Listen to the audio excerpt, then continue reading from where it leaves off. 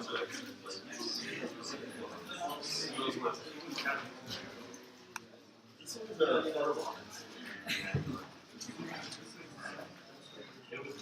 was a show. Look up. It needs to be a plus the song that you can do.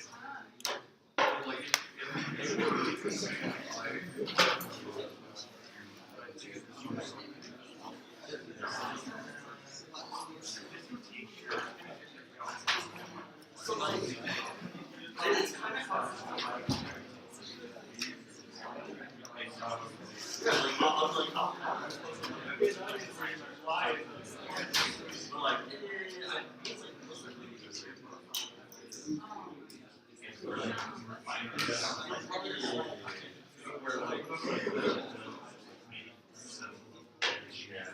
It's on the side.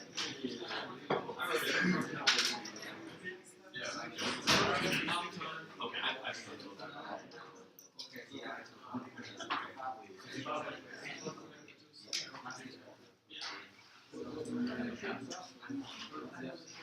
Also, Sarah, what do you do after this?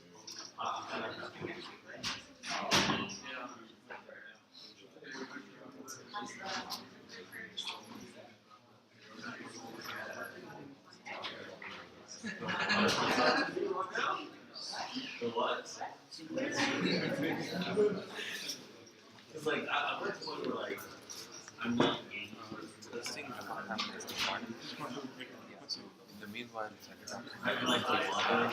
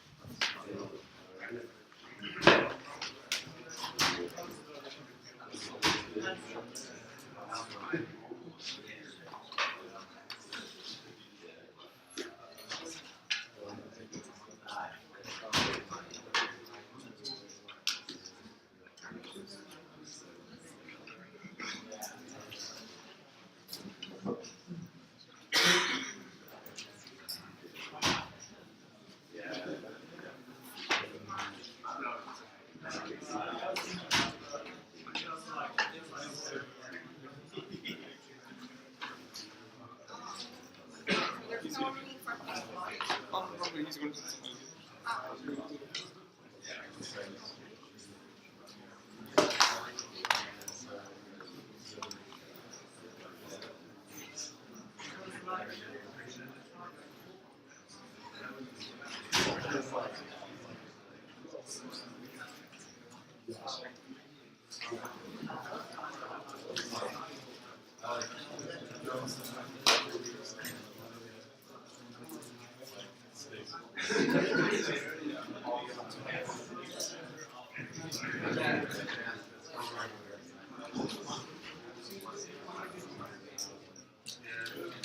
Ready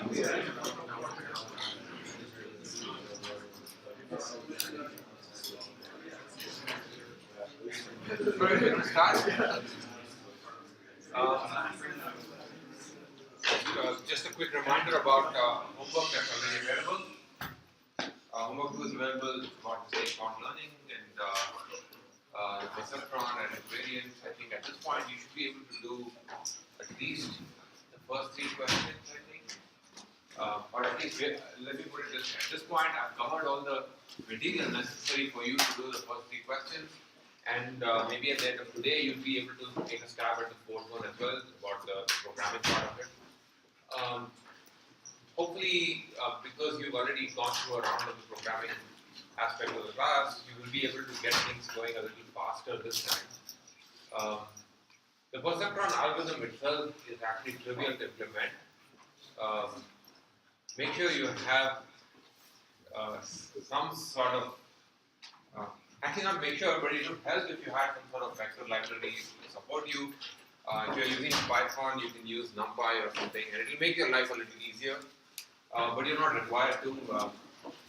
Possible to implement everything just using arrays of numbers and whatever works for you.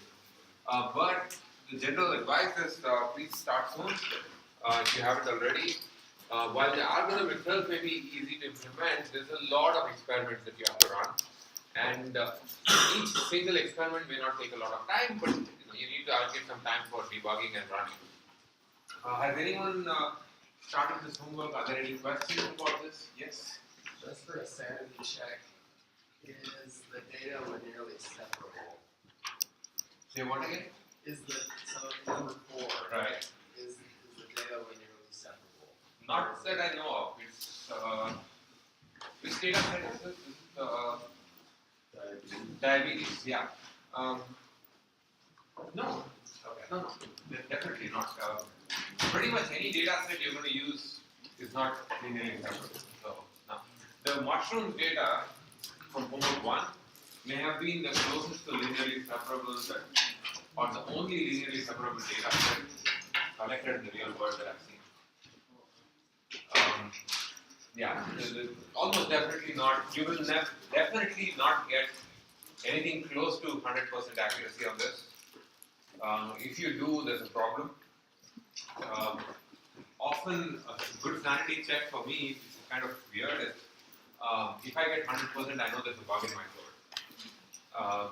And often the bug is that you have included a feature whose value is the label. And that's a very easy bug to let through. But of course, you're going to get 100% because if the label is present, any classifier, any respectable learning algorithm will learn. So, any other questions? Yes? What sort of accuracy should we expect? Why don't you discuss that on Canvas rather than me just telling you what to expect? Because part of this process is I want you to kind of explore this and just see what happens. The reason I kind of have a good idea of the kind of accuracies that show up, but I don't want to reveal it simply because in real life data, when you have a new problem, of course you're not going to know that. So try it out, and then maybe on next Tuesday, we can have people screaming out numbers. Any other questions? After office hours for Tuesday, I realized that questions 2 and 3 may seem may seem somewhat tricky. And a big hint is that the answer is, once you see the answer, it's trivial. Meaning it's not even like, it's for both those questions actually. Once you see the answer, it looks like rather, you probably would feel that, did I really spend so much time on this? But the passing the question requires some process. If there are no questions, another announcement about project. There's another milestone coming up on September 27th, and this is the project proposal deadline. We'll be setting up teams on Canvas based on your project selection. If you've chosen to do an exploratory project, you'll be put in a team of whatever. There'll be a project group with whoever's in your team, 1 or 2 member team. And otherwise, we'll put you in a single, otherwise it doesn't matter. For the exploratory project, you need to submit a short document, maybe 1 or 2 pages, no more than that, which talks about who's in the project group, just so that like a sanity check for us to make sure we didn't make a mistake. A very brief description of what kind of problem you're going to work on, why is it interesting, how is it relevant to the course. What also we're saying here is I would like to know where, if many of you, almost all of you, who are doing exploratory projects, I expect will be working on some sort of an empirical thing, some data set, and trying to do something interesting with the data set. So you need to describe where you got the data, how much data you have, and ideally you should have all the data you need by the end of this month. I don't know if any of you want to do a theoretical project. I usually have maybe 1 or 0 per semester of that. And if you're doing a theoretical project, come talk to me. So that's about the exploratory project. For the competitive project, which is the majority of people, you should have. We will provide you with a Kaggle login, link where you can log in and create an account and such things. And by the same deadline, you should have registered there and made a dummy submission on Kaggle just so that the whole process is working. And also, what's missing here is you should submit it turns out Kaggle usernames don't have to be your real name. So just so that we know who you are, you send us you submit a single file with just your Kaggle name, and so that we can kind of cross-correlate who's who. And we'll be announcing details on what the data set is, what kind of problem you'll be working on in the next few days. Still a few things left undecided. Okay? Any questions about any of this?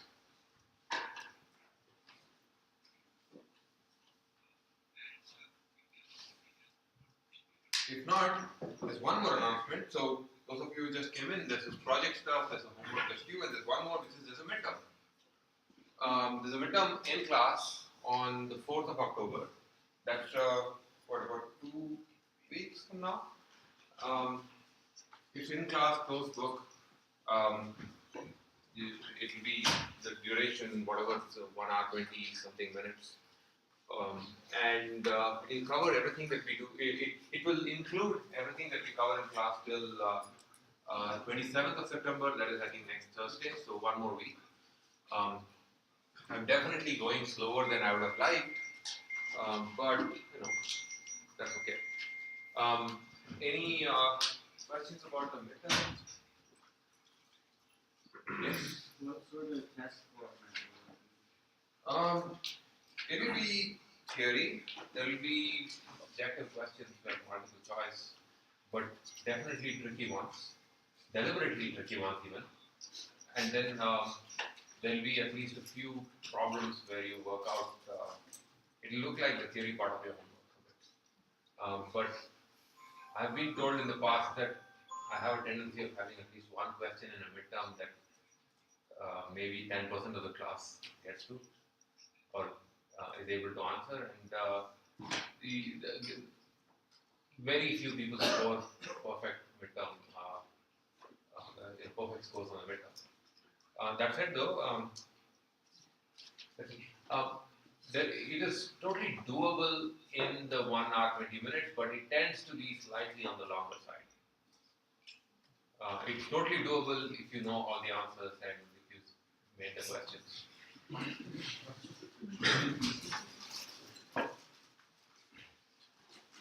Any other words of wisdom that you would like about the midterms?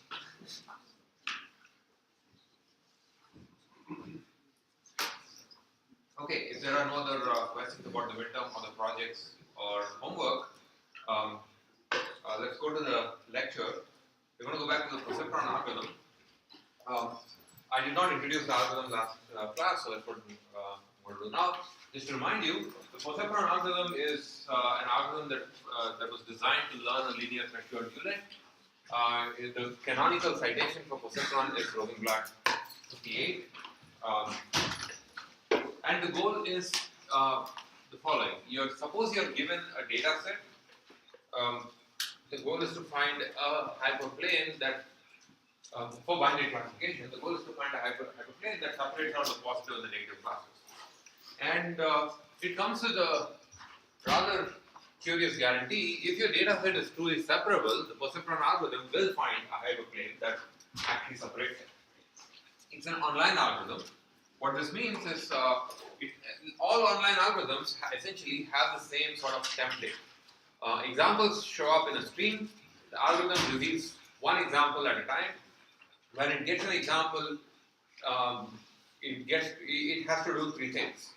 It has to make a prediction, and then the true label is revealed, and then if it makes a mistake or not, it has the option of correcting itself. So it's essentially a series of these steps. So prediction, feedback, and update. Any online algorithm needs to specify how these three steps are done. So it turns out, because like everything that was invented a long time ago, there are many variants of the Perceptron algorithm, and we'll be looking at a few of those. In particular, we'll be looking at a few robust variants of Perceptron that are actually very useful, that can perform as well as any other linear classifier. So, without much ado, the algorithm is this is it. The input to the algorithm is a sequence of examples of the form xi, yi of this kind. So, we are assuming that there is an infinite stream of these examples that keep coming in.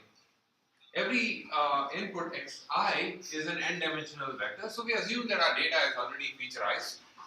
There is some feature function that transforms the objects in the real world, like tables and cats and documents and such things, into a vector. So we live in the space of n-dimensional vector spaces, and the label is a bit. In this case, we'll be using -1 and +1. -1 is false and +1 is true. So the algorithm starts off by choosing an initial weight vector. The simplest choice here that we'll use is you initialize all the weights with 0. So you have an n-dimensional weight vector.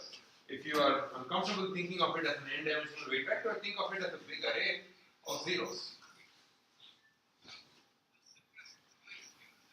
So you initialize your weights with all 0, and it turns out that you could do other initializations, but for the simplest case, we use 0 because this is the one that is easy to analyze, or for which the analysis kind of makes more sense. And we have a online algorithm, so we get one example at a time. We have a training example xi and yi. So what you do is, so the algorithm gets first, it's an online algorithm, so first there's a prediction step, and then it gets to see the label, and then perhaps there's an update. So this is predict, and then this is feedback, and this is the update. And the mechanics of it are rather simple. So let me remove the ugly handwriting. The mechanics of it is rather simple. What you do is, it's a linear classifier. All linear classifiers make the prediction in the same way. You take a dot product of the current weights, that is at any time you have WT. Let's say WT is the current set of weights that it has. So you take WT and you take the dot product with the brand new example that just came in, xi, and you look at the sign of this thing. Is it positive or negative? Whatever that is the prediction. So you get the y prime there in the slide is -1 or 1. And then you get the feedback. One of two things can happen. Feedback is the ground truth. The algorithm then sees the true labels, yi. One of two things can happen. Either the prediction was right, y prime equals yi, or the prediction was wrong, which means y prime is not equal to yi. If the prediction was right, life is good and nothing changes. You do nothing. If the prediction is wrong, then you make an update. And this step here is called the Perceptron update. We'll be looking at this quite a bit, but I'll just, for the first iteration, let me just read out what's here. So, you have a current example xi, yi, and you have a current set of weights wt. The update has to kind of get a new set of weights, and the way it does it is it multiplies the label is a number, it multiplies the label with xi. So, because the label is minus 1 or 1, it says either you have xi or minus xi. That's the thing in the parentheses. And there's a small step size r, so it's just a direction, it's just a size of the update. And you just add this yi xi to the current weights. And that's a new weight vector. Wt plus 1 is Wt plus a scaled version of yi xi. That's the Perceptron update. You keep doing this until you essentially run out of examples or forever. And when you run out of examples, you return the final weight vector. Yes? Do we ever adjust the scaling? In practice, yes. Okay. This is the simplest version of the algorithm. This is the one that's easiest to analyze. This is the one that we will analyze. But in practice, pretty much every step here has variance. Yeah. And particularly R, the step size, tends to, in practice, decrease over time. Because the idea is that you don't want to make many corrections after a long time because you don't want to forget what has been learned in some sense. So, this is the mechanics of the algorithm. We'll be looking at the details of this quite a bit. Yes? Sorry, I just want to make sure. So that part in parentheses, it's literally just the label multiplied by the vector. That's it. That's it. So it's either xi or minus xi because yi is plus 1 or minus 1. Yes? What would be the initial value of R? R is a hyperparameter that we can choose. R is, in this case, R is a fixed number. Notice there's no subscript to it. So it's a fixed number for now. In practice, the initial learning rate has to be chosen by cross-validation. So that you, and so that you don't take too big a step or too small a step. If you take too small a step, it's called the learning rate. The learning rate can be slow. If it's too big, you'll kind of be going across the n-dimensional space and it'll be a little wild walk across that space. So you don't want that to happen. Yes? So do the weight vector that includes the bias term? Yes, that's right. I'm assuming that the weight vector includes the bias term. So a few things. That's exactly the next thing. The prediction is the sign of W transpose X, but typically there's always a bias term. So it's really W transpose X plus V. But as I mentioned before, I'm assuming that we have a constant feature that's included inside X. So one of the dimensions of X is always 1. And that particular element of the weight vector acts as the bias. Alternatively, you have to update the bias as well. And you just have to keep track of extra things. One minor point that's kind of, I've implicitly made this assumption before, but I just want to make it clear. For many learning algorithms, we want to take the booleans, true and false, into integers. And there are a couple of conventions. True is almost always represented with 1, plus 1. And depending on what the algorithm is, for some algorithms, false can be represented as minus 1, and for some other algorithms, false is 0. So, in this case, false is minus 1. Yes? You did say that the learning rate reduces. Typically. Does it have anything to do with epochs? Yes. In this particular case, there's no notion of an epoch. Okay, so when we get to epoch, I just want to ask what they are. Yeah, we'll get there in hopefully by the end of this lecture. So let's see let's kind of tease this apart. If there is a positive example, if the ground truth is a positive, is plus 1, then the update, let me zoom in on this, if the ground truth is positive, then this in this case, this is yi equals plus 1 and this is yi is minus 1. If the ground truth is positive, then the new weight wt plus 1 is the old weight plus xi. I mean, there is an r, but it's a scaled version of xi. If the ground truth is negative, the new weights are the old weights minus xi. That's essentially the entire update. So remember, for any online algorithm, you need a prediction, you need feedback and update. This is basically the update part of it. So either the new weights are moved towards the example xi, meaning I'm adding it, so the vector is changed to point towards xi, or it's changed to point exactly in the opposite direction of xi for negative examples. Let's see what this means. But in another, so there's a lot of questions about learning rate. Just for now, the learning rate is a small number, a positive number, and let's pretend it's a constant. We'll talk about learning rate quite a bit as we go on, and you'll be playing with learning rates in some homeworks as well. For now, it's just a small number, a fixed number less than 1. Notice that this is a mistake-driven algorithm. Updates happen only if there's a mistake. If there's no mistake, nothing changes in the W. And like I said, this is really the simplest version of the algorithm. This is the original version of the algorithm from 1958.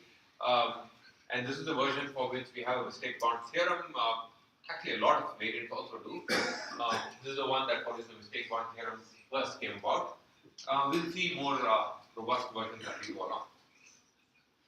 One interesting thing I wanted to mention is, notice that we've written these two steps together is we have a prediction y prime is the sign of wx and then y not equal to y prime. I can write that in a succinct way by saying y times, I'll zoom in on this and explain this a bit more. So the original way of writing a mistake was y prime is sign of wt transpose xi and y prime not equal to yi is a mistake. Alternatively, I could have done something else. If y prime is not equal to yi, that means, let's kind of expand on this a bit. This means that I can get rid of y prime and say sign of wt transpose xi is not equal to yi. Right? But we know that yi and the sign are both plus 1 and minus 1. So there are only two circumstances in which this can happen. This is minus 1 and this is plus 1. Or this is plus 1 and this is minus 1. Right? Which means a mistake is exactly the same as saying yi times sign of wt transpose xi is less than, let's say, less than equal to 0. Right? So in both these cases, the product is negative. So I can say that. But if the sign of wt transpose xi times yi is negative, that means just yi times is negative. So just the dot product times the label is negative. And this is a compact way of writing whether writing the the condition that y prime that the prediction is a mistake. Yes. So does the subscript t on w just mean like this current iteration of the vector w? Yes. The t. Yes, that's a good point. The subscript t is the current set of weights, and t changes independently of I. T changes only when there's a mistake. I changes every time we get a new example. Yeah. Do we need the equals on the less than or equal because we start the weight at 0? And that's Yes, that's exactly right. We need the equals, and in fact, sometimes I forget to put the equals, but if you don't put the equals, you'll never make an update. You start the weights at 0, and you update only when it's strictly less than 0, never going to change. Okay. Alright, so these are all just mechanical parts. So far, everything I did was algebra. Yes. Just curious, instead of multiplication, why don't you just add the two? What did I add the two? Or just yi and the sign of yi. Oh, there are this form. You could say this in many ways. You can. This is exactly the same as this, but there are other ways of doing this. There's a reason why this particular form is interesting, and the reason is there is a geometric interpretation for this. The dot product times the sign, it leads to other interesting situations going ahead. And I just wanted to see this idea already. Yeah. So from the algorithmic point of view, if we were not interested in looking at the geometry of this, and just for computation purposes, we could just add the two and see if the result is 0. Yeah, you could. The only thing is, this particular update naturally leads to a rather robust variation of the perceptron update, where instead of checking whether it's less than or equal to 0, you can check if it's less than or equal to some positive number, so that even if the sign is positive, you make a mistake because it's too close to 0. So that's the margin perceptron. In fact, your homework asks you to implement it. So it leads to some interesting variations that are robust. Okay, so now let's look at what this update really means. This is probably the one algorithm that we can analyze to all the way to the end, and we can actually look at the geometry of this thing, and we can see what the update really does. So the equation behind the update is the following. Suppose there's a positive example. What that means is there's some example x which has a label y that's +1. So y is 1 and x is something. And let's say that the current set of weights are not good on it. Namely, the current set of weights cause w transpose x to be less than 0. See, to be less than or equal to 0. So it is a positive example. It should have been positive. W transpose x should have been positive, but it's not. It's less than 0. Now, at that point, that triggers an update. Let's say that new weights are wt plus 1, and if just to make this intuition simple, let's say r equals 1. The learning rate is 1. That because it's a positive example, the mistake on the positive example adds the current weight directly to the current example. So the wt plus 1 is wt plus x. Right? So now we can ask, what will happen to the weight dot the features with the new weight, with the new set of updated weights? So we can compute wt plus 1 transpose x. But that is exactly the same as wt transpose x plus x transpose x. Right? Here. So because of the update, because of this update. But x transpose x is a positive number, which means this part is greater than or equal to 0, which means the dot product after the update is larger than the dot product before the update. We knew that the dot product before the update was negative. That was a bad thing. What we want is a mechanism that makes the dot product larger. And this update manages to do it. Questions? So by the way, very often I tend to refer to the dot product as the score for that example. So w dot x or w transpose x, think of it as a score. What you want is the score for a positive example to be positive and the score for a negative example to be negative. So what the perceptron update does is for any positive example, if the score was negative, the update increases the score. And if this happens enough number of times, or if the update is large enough, it should have corrected the score to be positive. You can do the exact same process for negative examples. That's a good exercise. And you will see that for negative examples, the perceptron update, if the score was positive, it will decrease the score in the same way. So intuitively, that's not a bad thing to do. Yeah. It'll decrease the score given x being the same, which is what we want, right? Next time we see. Oh yeah, next time you see this example, you correct it a bit. Okay. Yeah.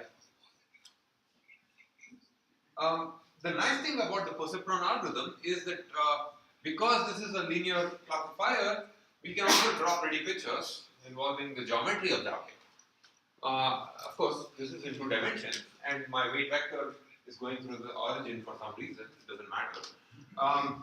Let's say that we have some hyperplane, that's the line, and this arrow is the normal to the hyperplane, that's the vector W old. So this is our current vector. First, and let's say we see a new example. An example is also a vector. X is a vector and it has a label +1. Examples are also points in space. So what does a dot product mean? A dot product, if your 2 vectors were unit vectors, a dot product is basically the cosine of the angle between them. So if the angle between them is more than, say, 90 degrees, the dot product is negative. That's what's happened here.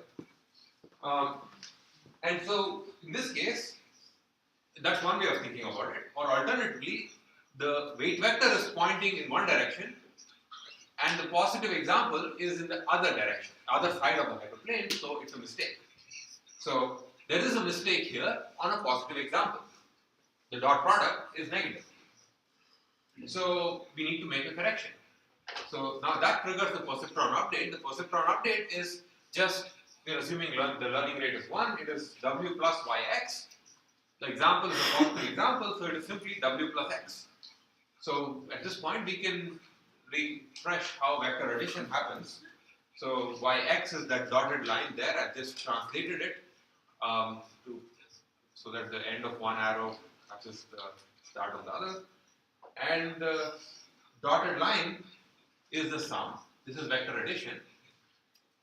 And the new weight vector is the dotted line. What has happened is remember, the weight vector is a direction that is the normal to the hyperplane. By changing the weight vector, we have changed the hyperplane. So what has happened is that every perceptron update essentially rotates the hyperplane so that the normal points more towards the positive region. Questions? Yes? We're not adjusting the position of the hyperplane. In this case, like I said, I'm assuming everything goes through the origin. In practice, the hyperplane can also move around. How would that? No, it won't. You know why? Because we don't have a bias term. The bias is included inside the feature as a feature, so all hyperplanes have to go through the origin. If the bias is a part of the... Yeah. Okay. So in the high dimensional space, everything just goes through the origin and every update essentially keeps rotating the weight vector. So if the bias was not a part of... You'll be moving things around. And how would that work for... It will both translate and rotate. Yeah. Yes. So should we be treating the bias like any other feature, or should we do something different with it? I suggest you always add a bias feature. You always add a bias feature because of the following reasons. Of 2 reasons. One, you may forget to include an update to the bias when you are implementing the learning algorithm. So you just are saving yourself a bug. The second thing is, you might be at some point in the future using a learning library and they may not have had it. So or maybe they have, maybe they haven't, it doesn't matter if they did, you just have an extra feature. If they did not, you're covered. So always add, without fail, I always add a bias feature simply because that's just one more dimension and the benefit is much better, far outweighs the rest. But it's always going to be a feature that you treat equal with the other features. It's not a special way to update the bias. No, it's just another feature. It's just another feature that has the value 1 always for any example. So as a feature, there's just fewer edge cases. Yeah. Exactly. From a software engineering point of view, that's right. So this is what happens with a positive example. You can ask the same question. I'm going to go through the same process of the perceptron update on a negative example. Let's say the current weight vector is pointing in this direction here. That's the W old, and we see an example, and that's a negative example. X and -1. Now, the angle between these 2 things is acute. The dot product is positive. Another way of thinking about it is the normal to the hyperplane points in the same direction as the the example. So this example will be labeled as a positive example, and so that's a mistake. Now we can ask, what's the update? The update is the same. It's w plus yx, where y is minus 1 this time. So yx is a vector that points in the opposite direction of x because it's negative. And we can apply the same vector addition rules. The dotted blue line is the sum of these two vectors, and the weight vector has rotated. Now, of course, I have carefully drawn these things so that a single update fixes everything. In practice, that's not going to happen, but it will just rotate it so that a little bit, so that the weight vector gets slightly better. So every update essentially is rotating the weight vector, so rotating the hyperplane. Questions?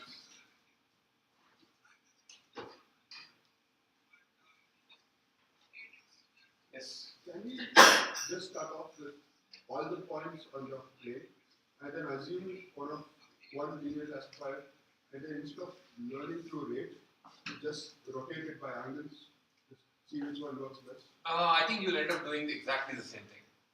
You can work out, you follow through with that, you'll end up doing something that's identical. We can take this offline, but I'm almost certain you'll do the exact same thing, because in 2 dimensions this might look okay, but if you go to n dimensional spaces, things get a little bit more hairy. So time-wise, which will they all be? They'll be identical.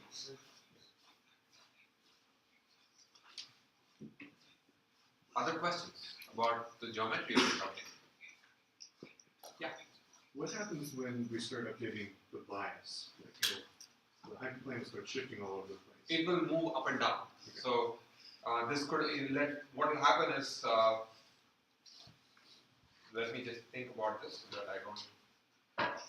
In this particular case, I think what will happen is if there was a bias term, you might have had the weight vector move somewhat like this,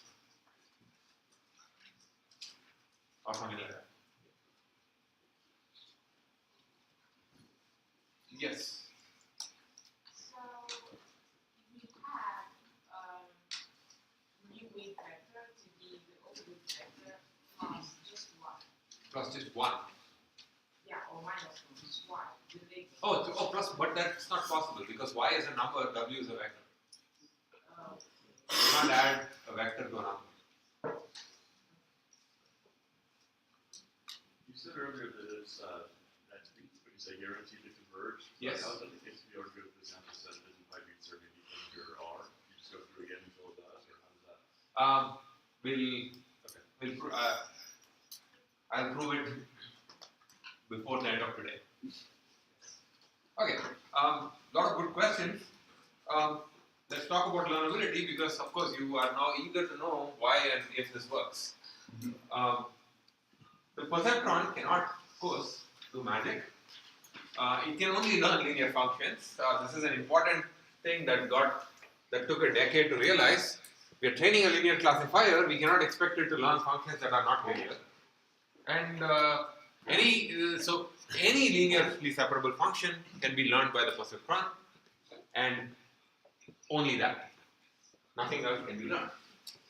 It turned out that there was in 1968-69, Marvin Minsky and I think Samuel Papert, Minsky and Papert wrote a book called Perceptrons, and that book is fascinating. I mean, if you want something to read over the winter break that is really cool, you should check that book out.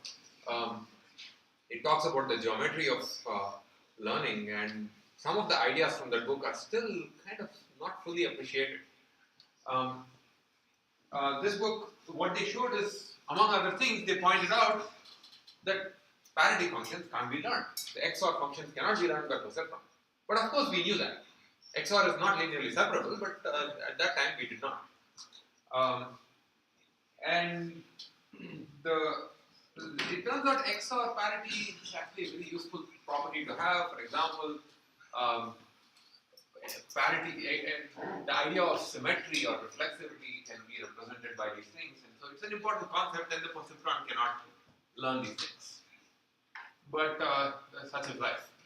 Now, it turns out that remember at the end of the last lecture, I mentioned the hype about the perceptron algorithm, that they talked about a program that can walk and see and be conscious of its own existence and all that stuff. This book kind of really threw cold water on those ideas. If it cannot even learn XOR, how could it possibly walk and see? And as a result, people totally dropped it, and research in this field kind of suffered its first death. And it led to what is called the AI winter, the first AI winter. Anyway, we are now in, there are people claiming that we will now go to the second, third AI winter very soon because the hype is getting too high. Read about AI winters if you want. Hey, what you really need to know, I mean, other than the whole AI winter business, is you need to know the perceptron algorithm. You need to know what it is, you need to know how to implement the algorithm, you need to know everything about the mechanical aspects of it. You need to understand the geometry of the perceptron update, this idea that every update kind of rotates the hyperplane a little bit towards the right direction, and you need to understand what perceptrons can represent. Without any feature transformations, the perceptrons can only represent functions that are linear. Questions about any of these things? About like functions that aren't linearly separable in one space but are linearly separable? Well, if you transform the function to a new space, then it will learn. But you need to know what that space is, and that process can come with a cost in terms of the mistake bound. So that's a good segue to go to the mistake bound. So the perceptron mistake bound, I'm going to first give you sort of a colloquial version of these two theorems and then prove one of them. There's something called the perceptron convergence theorem. This is what we see the proof of. Essentially what it is if a data set is linearly separable, in other words, if there exists some weight vector that can separate out the positives and the negatives using this as a linear threshold unit, then the perceptron algorithm will converge. It means it will converge to some set of weights that also separates the positives and the negatives. Not necessarily the one that you had in mind, but possibly another one. That's the convergence theorem. And then there's the perceptron cycling theorem. If the data set is not linearly separable, then and you keep a fixed learning rate, then the perceptron algorithm will essentially go through a fixed set of weights again and again and enter this infinite loop. So it will keep making mistakes and it will go through the same set of weights again and again. I'll be proving the convergence theorem. If you want the cycling theorem, read Minsky and Papper's book. In order to prove the convergence theorem, we need to understand this rather important concept called margin. The margin is a concept that we have to encounter multiple times. The theory of support vector machines is entirely driven by this idea of the margin. And this is a rather intuitive concept, but some people find it painful because of the notation. So, let's say you have a data set, and that's a binary data set, pluses and minuses, and let's say that this data set is linearly separable, and let's say that we have a hyperplane that separates it. The margin of the data set with respect to a hyperplane is simply the distance of the closest data point to that plane, to that hyperplane. When I say distance to planes, but in n dimensions it's distance to hyperplanes. You should know how to compute distances in n dimensions. So the margin of a hyperplane with respect to a data set is simply the distance to its closest point. We can also ask, what is the margin of a data set? Imagine that you have a data set and you try out many different hyperplanes. You try out every single hyperplane that can separate it. the margin of the data set is the largest such margin that's possible.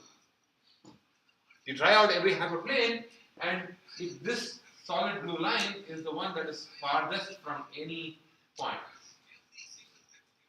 and the margin of the data set is the gap between the that particular special hyperplane and the closest point, its closest point. Questions about the margin? Yes? So if the rotation of the plane was different, then you would have a larger margin? Or a smaller one. Or a smaller margin? Okay. So if this is a hyperplane, let me draw a few planes, a few data sets if you want.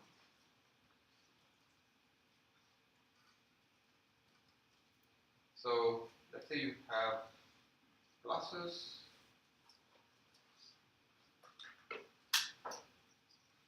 and some minuses here. Let's put one more minus here so that it doesn't look like it. Anyway. And I'm going to draw some planes. So there is this hyperplane, and the distance of the closest positive point is maybe this much, and the distance of the closest negative point is this much, so the margin of the hyperplane is this distance. Is this distance here.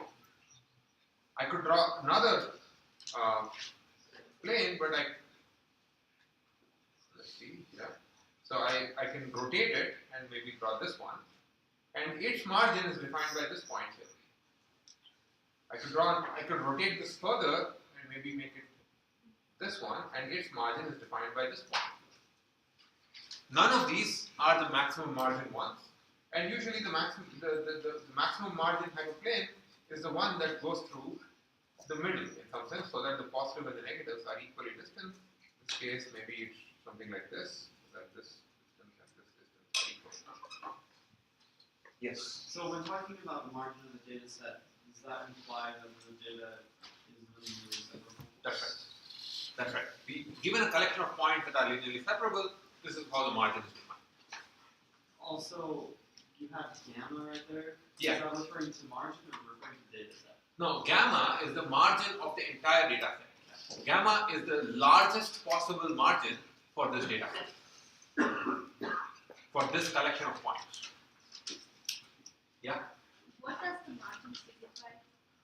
So think about it this way. The margin is, in some sense, it gives you this sense of how difficult a data set is. If the margin is extremely small, it means the closest positives and negatives are really close to each other. Which means it's going to be hard to find a hyperplane just by accident. If the margin is really large, so an example of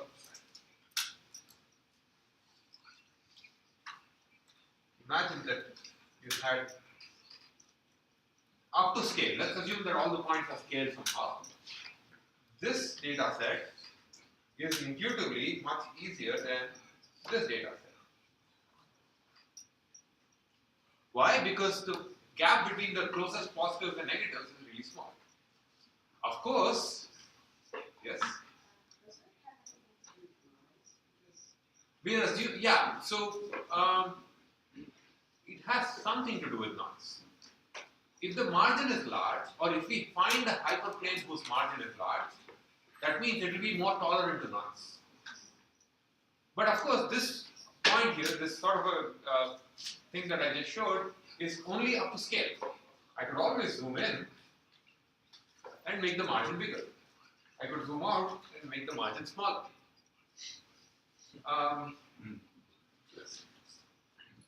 So even if I have something that has a very large margin, I'll just zoom out, and suddenly the margin seems to have shrunk.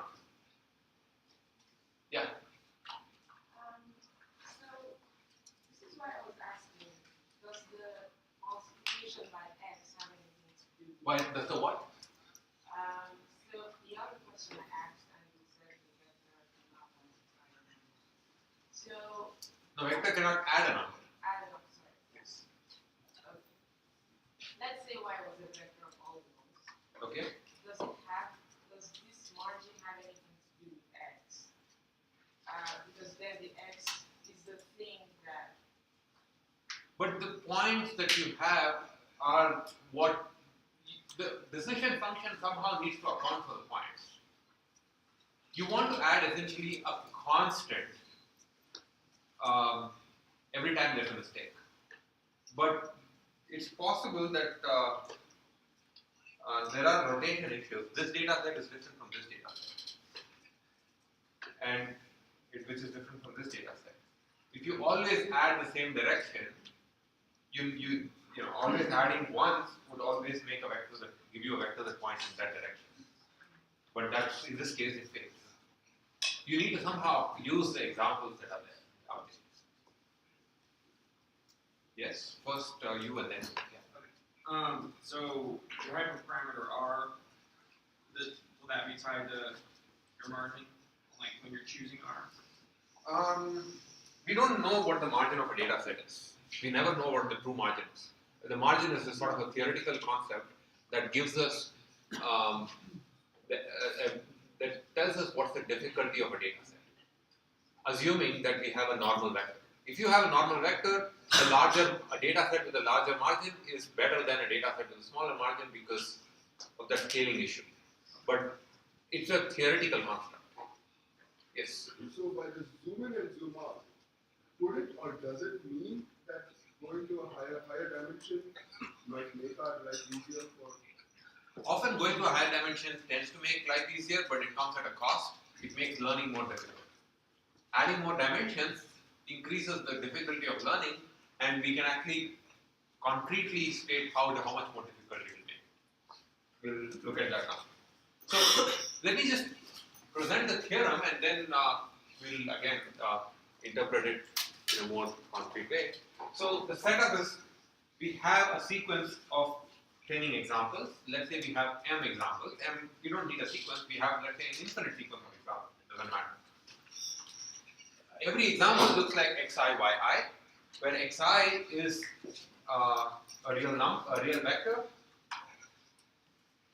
here, and yi is either -1 or +1. It's true or false. We make an additional assumption that the norm of all the xi's that are ever going to show up is bounded by a ball of size r. Every data point, irrespective of what its label is, it could be plus, it could be minus, it just says, that assumption simply says, there is this large circle of size r, let's assume that's a circle, of radius r, and every data point lies inside that circle. Now, before we even look at the rest of the theorem, is this an assumption that is reasonable? Why?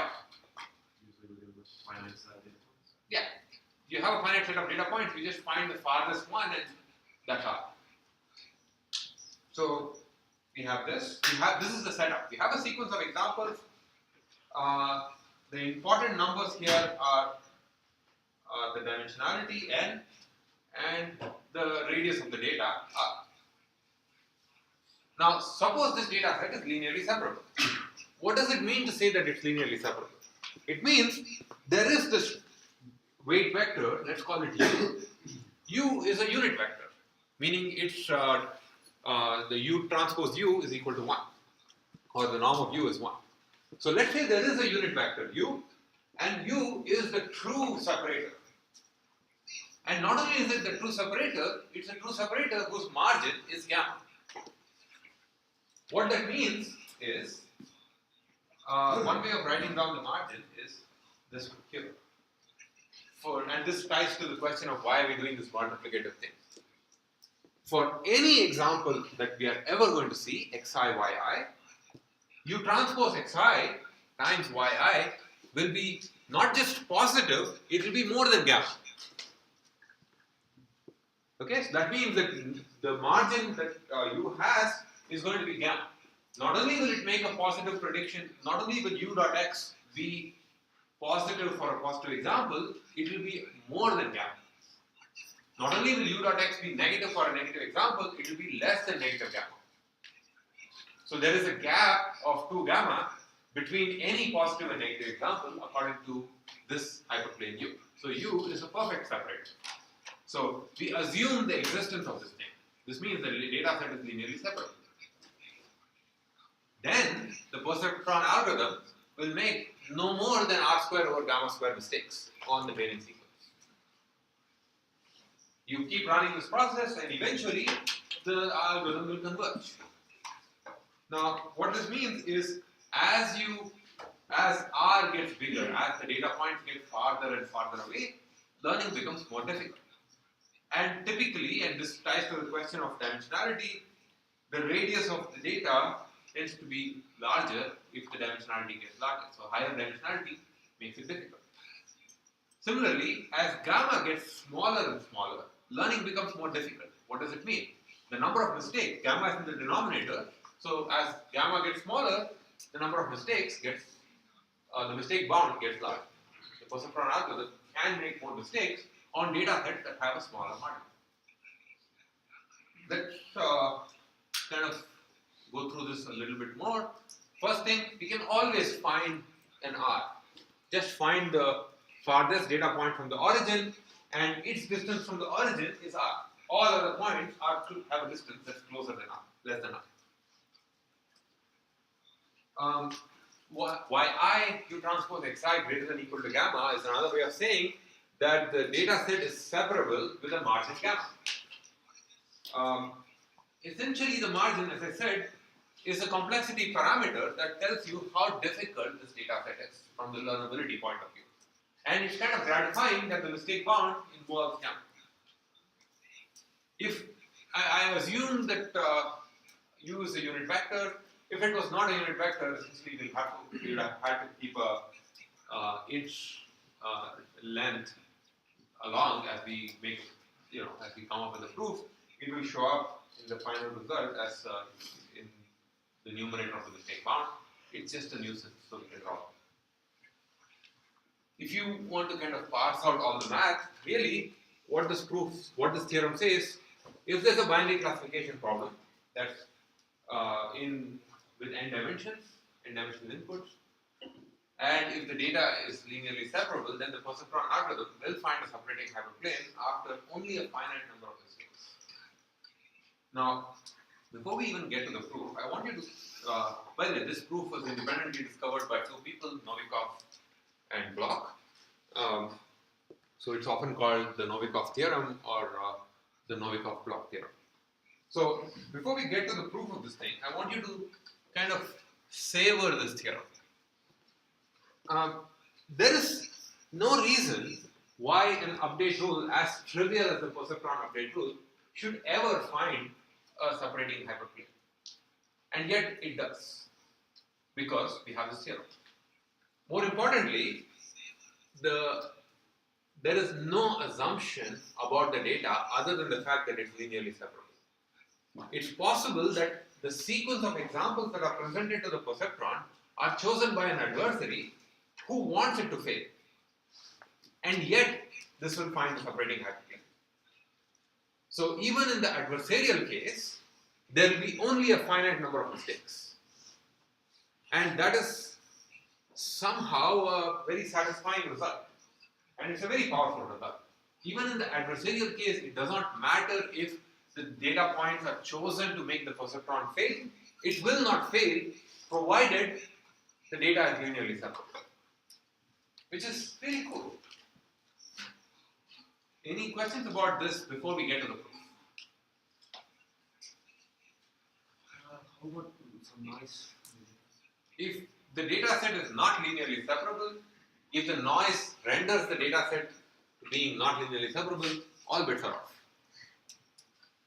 Notice that the theorem, all theorems typically have the same structure. If some conditions are satisfied, then a result holds. If the conditions are not satisfied, I don't know. I didn't say anything about it. Right? If the data is separable, the perceptron algorithm will find a separator.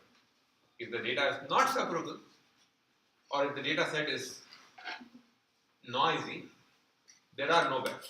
There is no notion of maybe it will stop making mistakes because all the noise came in the beginning and never later. Maybe it won't. But the theorem does not say anything about The margin of a data set is used practically. So the margin of the data set is rather is a theoretical construct. We can't get it.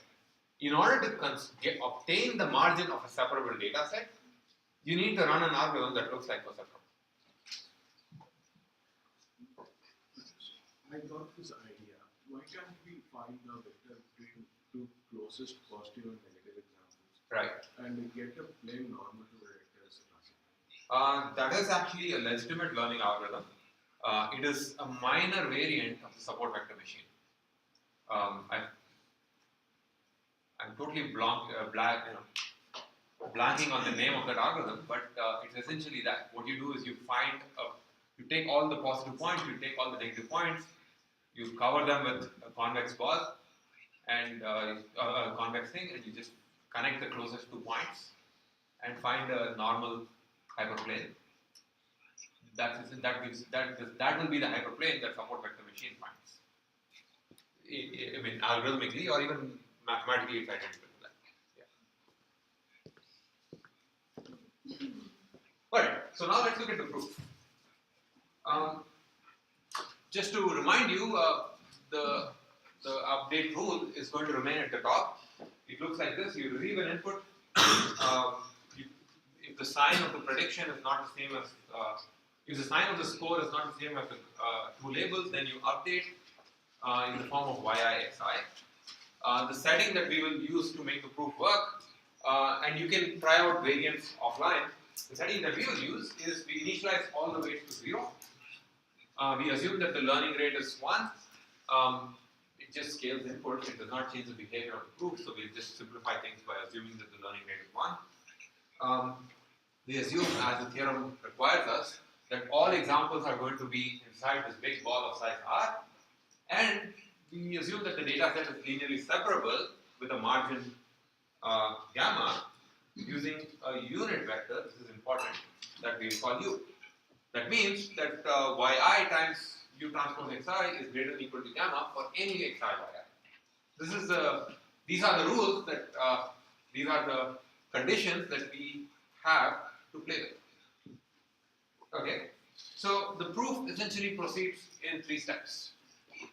The first thing is a lemma or a claim that after making t mistakes, so before we even talk about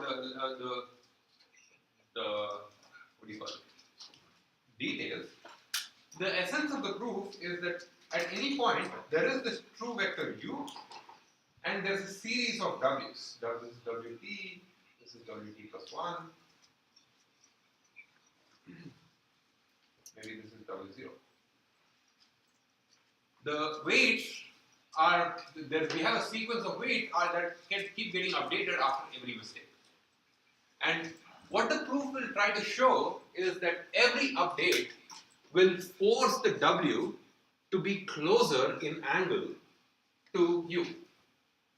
And once it gets close enough, you will never make a mistake.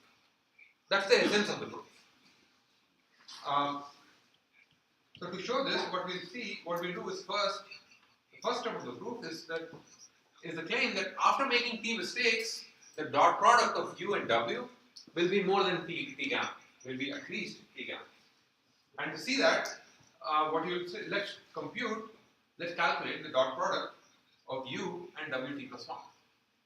Now, this wt plus 1 came into existence because there was a mistake. And the update is right up there. So wt plus 1 is simply wt plus yixi, so I can say that the dot product with u is simply u transpose wt plus yi times u transpose xi. Right? But yi times u transpose xi is more than gamma. Because we know that u was a perfect separator, the score that yi gives, so u gives to any example xi will be at least more than the margin. Yi times that score will be at least more than the margin. That's the definition, and that's the assumption that we had when we started this thing. And so we know that this quantity here, u transpose wt plus 1, is at least gamma more than U transpose WT. Now we can, is this step clear? If this step is clear, the rest of it just telescopes into place.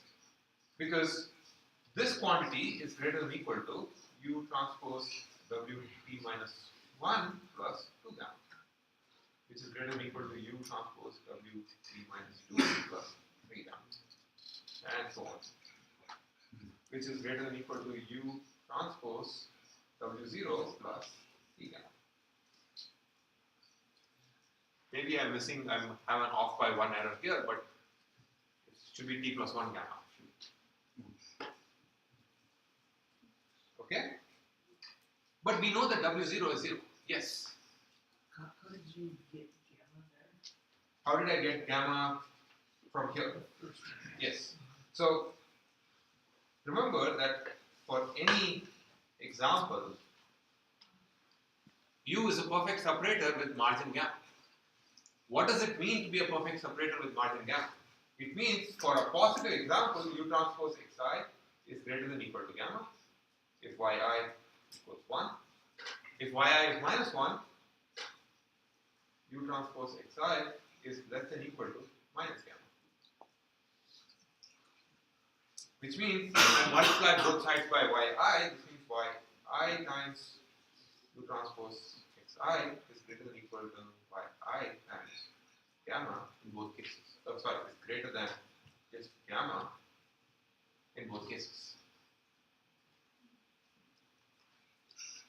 And that's the definition of separability by a margin gamma. And so this quantity is greater than or equal to gamma, which means that sum here is greater than or equal to U transpose WT plus gamma.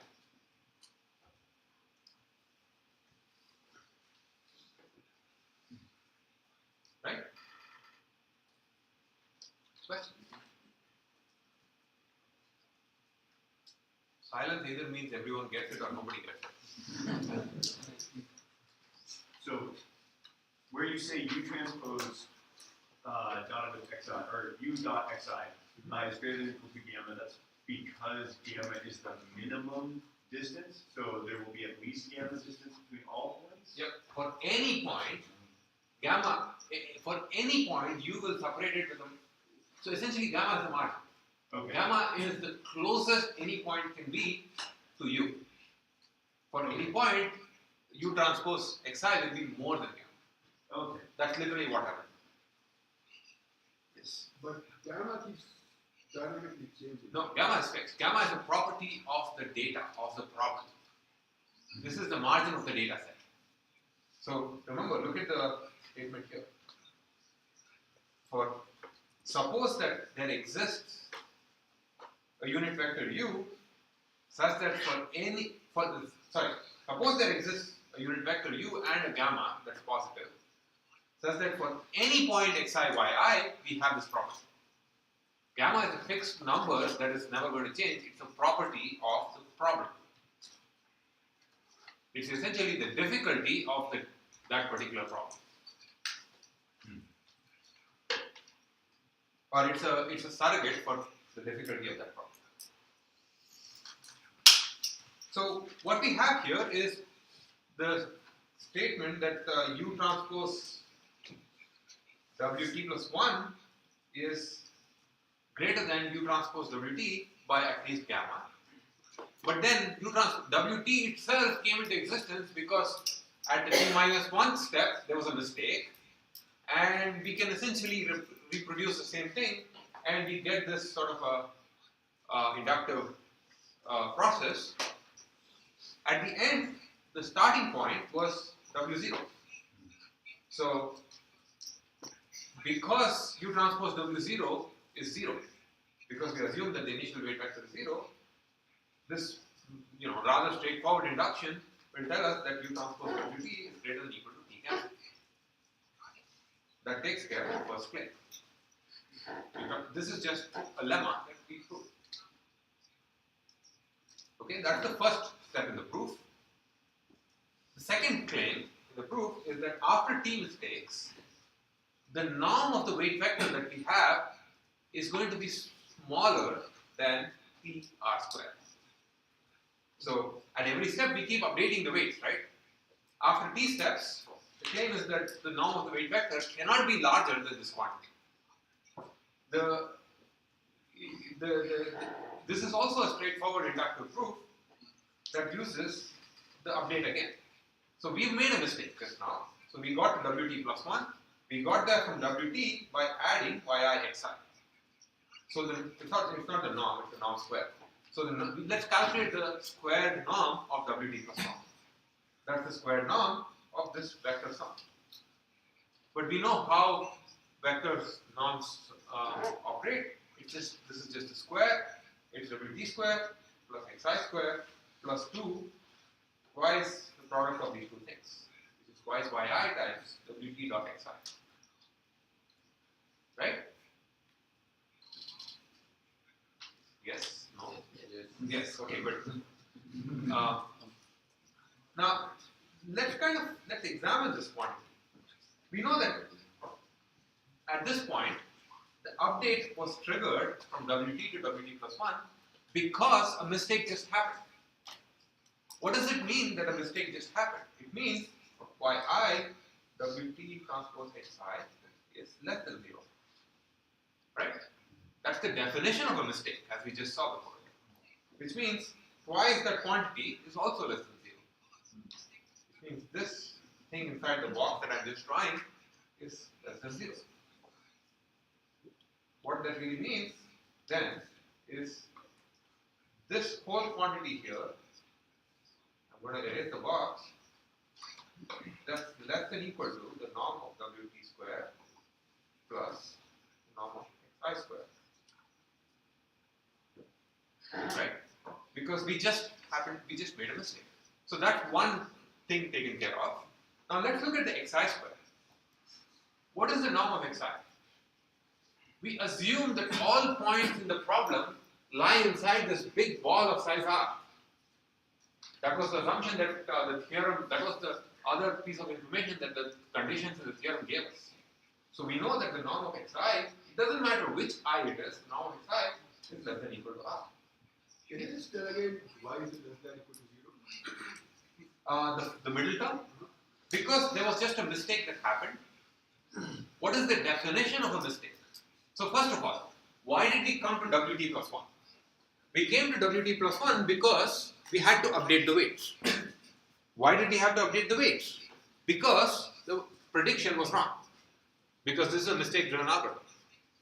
So what does it mean for there to have been a mistake? It means that Wt plus Wt transpose x did not have the same sign as yi. What does it mean when Wt transpose x does not have the same sign as yi? It means the product of those two things is negative. So the only reason we came to Wt plus 1 is because this thing was negative, so we knew there was negative. So now that means that we can kind of simplify this step. Okay? So that's a bit of a subtle reasoning that you might have to think about again. But now that we got here, we can simplify this more by getting rid of xi completely and bringing in the other constant that we had at our disposal, r. Why? Because xi is guaranteed to be less than r. We know that xi is less than r, which means this is less than equal to the norm of Wt square plus r square. Because xi is less than r. There's a square here. Right? But this, now again we have the inductor thing. Wt plus 1 square is less than Wt square plus r square, which is now less than Wt minus 1 square plus 2 r square, and so on. And which is less than equal to Wt minus 2 square plus 3 r square, and then you keep getting 4 r square, 5 r square, all the way to T r square, which is what we want.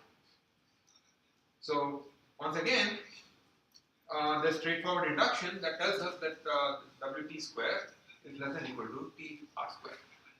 Go back home and kind of revisit this thing. You should be able to reproduce this proof without looking at it. So, I know. Or at least you should be able to understand what's going on in this proof. It's a series of steps that are not particularly difficult. Any single step is not particularly difficult. It's a nice construction. This may be one of the few proofs that I'm going to go through in a lot of detail simply because it's very simple in the grand scheme of things. But let's kind of summarize what we have. The first lemma, the first claim said after t mistakes, u transpose wt is greater than or equal to t gamma. The second one says we just proved that wt squared is less than or equal to tr squared. These are two things that we can show. At this point, we are almost done. We just need to put everything together. The second step, I can take the square root on both sides and just swap the thing. From the second claim, we know that r root t is greater than or equal to the norm of wt. Right?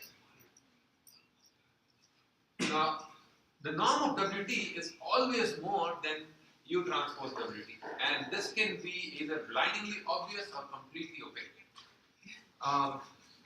The reason for that is, let's look at what u transpose t is. There are various ways of showing this, but one way of showing this is what is the definition of a dot product. If you have two vectors a and b, a dot b or a transpose b, I prefer writing as a transpose because the dot is often invisible. A transpose b is defined to be the length of the vector times the cosine of the angle between them. So a is some vector here, b is some other vector here, and this is the angle between them. We know that the cosine of the angle is a number that is between -1 and 1. In particular, it's less than 1. And so this means that A transpose B is less than or equal to the norm of A times the norm of B. And we also know that U is a unit vector, which means this property holds. U transpose WT, I can zoom in if you want, U transpose WT is less than or equal to the norm of WT. Some of you who may have taken other classes might recognize this as the Cauchy-Schwarz inequality. If you've seen this before, it's good. If not, it doesn't matter. We just proved it. So we know that the norm of WT is greater than U transpose WT, but now U transpose WT is greater than or equal to T gamma from the top. So that almost gives us what we need. Just take the first and the last things together, and r root t greater than or equal to T gamma, you just do some shuffling around, do some algebra, and you get T is less than or equal to r square over gamma square. Now this is just positively weird. T is something that's the number of mistakes. T is not the number of mistakes. T keeps getting incremented every time there's a mistake. So the left hand thing keeps growing every time there's a mistake, and the right hand thing is a constant. It's r square over gamma square, which means the number of mistakes can never be more than r square over gamma square. And that's the mistake bound theorem.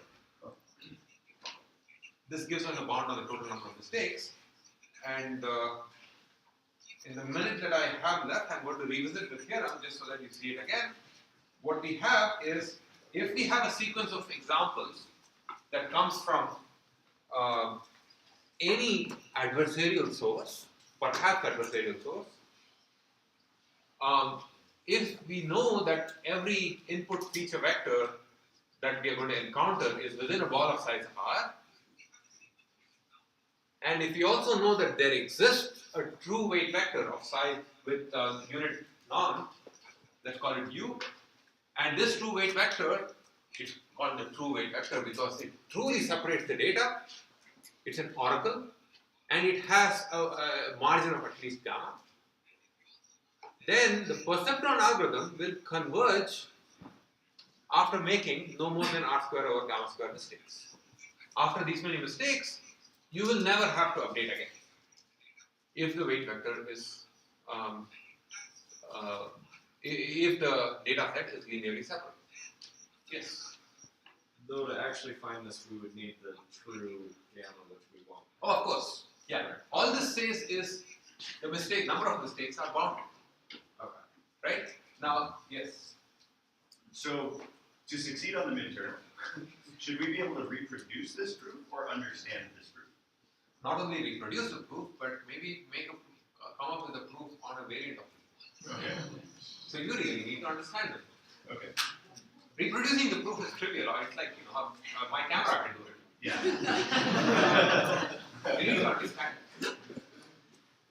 Okay, so I'll stop now and we'll revisit this starting on Tuesday.